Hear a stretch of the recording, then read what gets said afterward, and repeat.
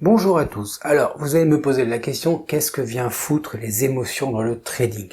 Eh bien écoutez, je vais vous expliquer tout ça dans une petite définition qui ne concerne que les traders évidemment. Et puis on va passer en revue quelques émotions qui sont souvent présentes quand on travaille devant les marchés. Je partage aussi mon vécu, quelque part. Et dans la conclusion, je profiterai aussi pour vous indiquer une vidéo très importante pour bien vivre devant les marchés financiers.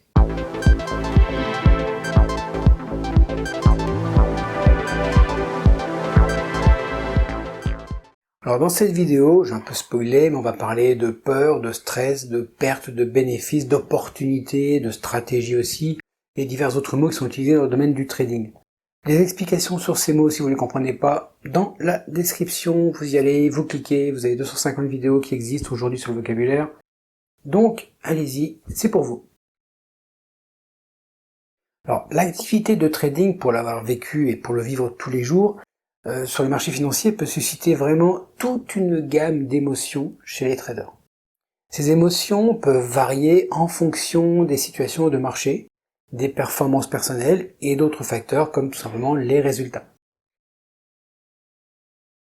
Alors, je vous donne quelques-unes des émotions couramment associées au trading.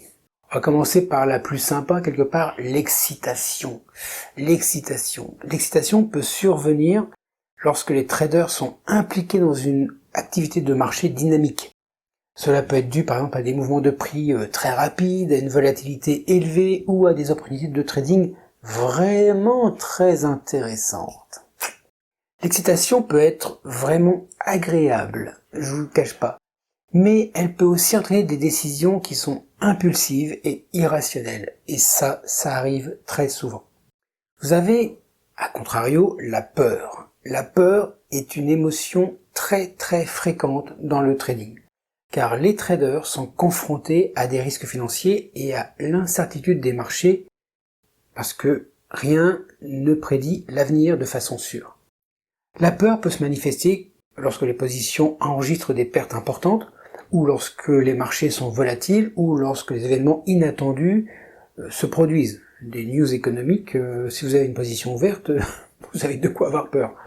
La peur peut, au pire, paralyser les traders et les inciter à prendre des décisions complètement impulsives de protection ou de sortie de position. Il n'est pas rare d'avoir quelqu'un voir sa position baisser avec une certitude que ça va remonter et du coup la peur de perdre, donc il veut remonter, il attend et le marché tombe et il peut finir avec une perte extrêmement forte. Classique, la frustration. La frustration survient lorsque les résultats du trading ne correspondent pas du tout à ses attentes. Ça arrive très souvent. Cela peut se produire par exemple en cas de perte répétée. Vous avez une perte, 2, 3, 4. Quand allez-vous vous arrêter? 5, 6, 7, 8, bon bref. C'est frustrant. C'est frustrant surtout quand on fait tout et que l'on croit faire du bon travail. Alors, la frustration peut vraiment conduire à des prises de décision irrationnelles et malheureusement à une suractivité de trading ou carrément à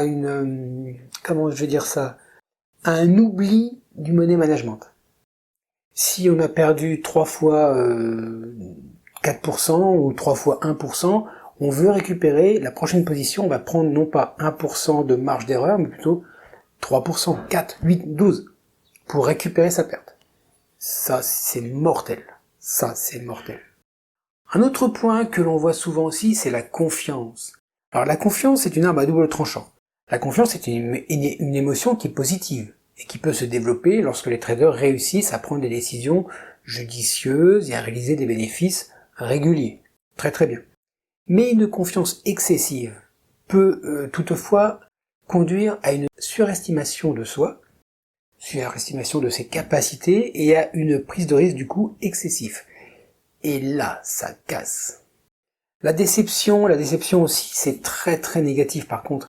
Ça vient quand les résultats du trading ne sont pas du tout à la hauteur des attentes. La frustration, la déception, c'est à peu près pareil. Cela peut se produire en cas de mauvaise exécution d'une stratégie, de trades perdants ou de pertes financières importantes. La déception peut affecter la confiance en soi et la motivation du trader. J'ai fait une vidéo sur ma vie dans le trading quand j'ai débuté. Tout ça, j'y ai eu droit et je les ai pris en pleine tronche. Vous avez aussi l'anxiété. L'anxiété est une émotion qui peut se manifester avant de prendre une décision de trading ou lorsque les positions sont ouvertes. Cela peut être lié par exemple à l'anticipation des résultats, à la peur des pertes ou à l'incertitude quant à l'avenir du marché. L'anxiété peut affecter la clarté de la pensée et influencer les décisions de trading.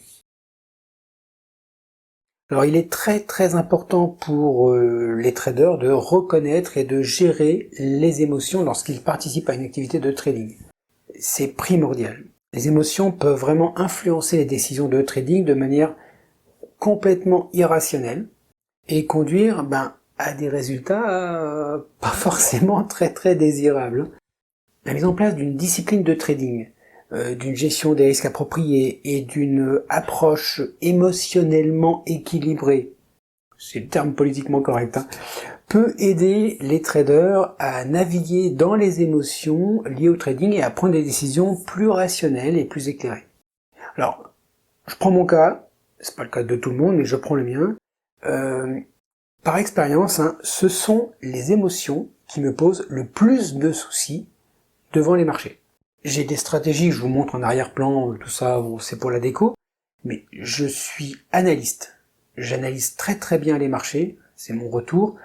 J'ai des résultats qui sont très cohérents avec mon travail. Par contre, les émotions, c'est là où j'ai le plus de travail. Je ne peux que vous conseiller la vidéo sur la psychologie du trader, car c'est le sujet qui est essentiel pour réussir dans le trading. Tout le monde balaye d'un revers de main cette psychologie, parce qu'on est tous avec des égos un peu forts, mais sans psychologie du trader, sans gestion des émotions, ne tradez pas, vous êtes mort d'avance. Allez, maintenant, vous pouvez d'ailleurs me mettre en commentaire votre vécu potentiellement sur ça, et les émotions, les principales émotions que vous avez quand vous êtes devant les marchés. Ça permettra aux gens de partager et de vous rendre compte que je suis pas le seul à dire ce genre de choses. En tout cas, jusqu'à présent, moi, c'est mon gros problème. Voilà, donc maintenant, moi, je vous laisse faire de très bons trades, émotion ou pas, voilà. Abonnez-vous à la chaîne, tiens d'ailleurs. Ça, c'est pour mes émotions positives, ça. Et puis écoutez, faites attention à vous, ne vous stressez pas devant les marchés, même s'ils sont fourbes, c'est pas grave. Ayez une stratégie claire, nette et précise. À très bientôt.